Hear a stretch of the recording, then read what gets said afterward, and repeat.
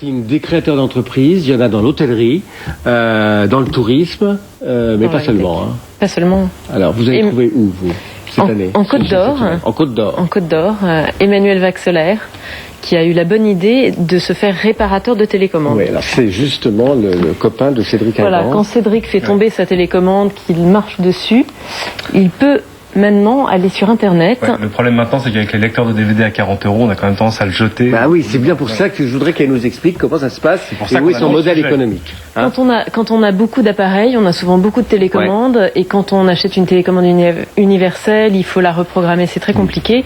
Pourquoi ne pas tout simplement réparer sa bonne vieille télécommande?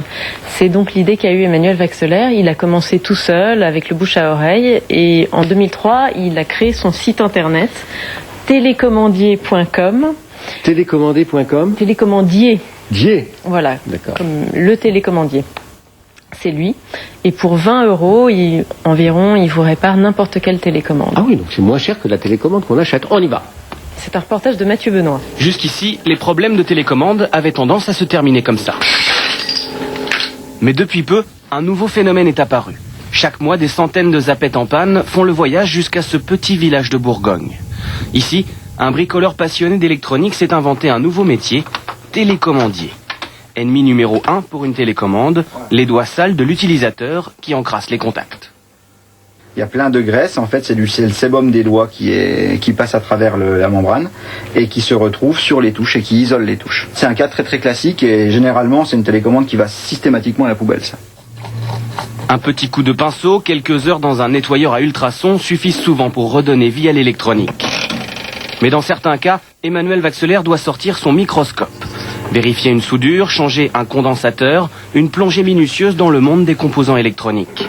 Télécommande de chaîne Hi-Fi, de climatisation ou comme ici de voiture, la devise du télécommandier est pleine de bon sens. Pourquoi changer lorsqu'on peut réparer ? Actuellement, personne n'en répare. Donc les garagistes changent la pile, vérifient éventuellement une ou deux grosses soudures et ils s'arrêtent là. Donc ensuite, ils proposent un changement systématique. Ça va pour les moins chers de 70 € jusqu'à 225, 230 € sur certaines marques. Commande sur Internet ou par téléphone et livraison par simple courrier permettent à l'artisan d'afficher un coût de réparation inférieur à 30 €. Pour rentabiliser sa petite entreprise, il devra tout de même réparer un peu plus de 200 boîtiers par mois.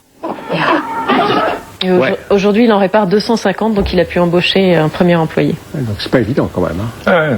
Il y a un vrai petit modèle économique. Ah oui, d'ailleurs, ce qu'on ne sait pas, c'est que Cédric Ingrand, par exemple, a été réparé déjà plusieurs fois. Hein.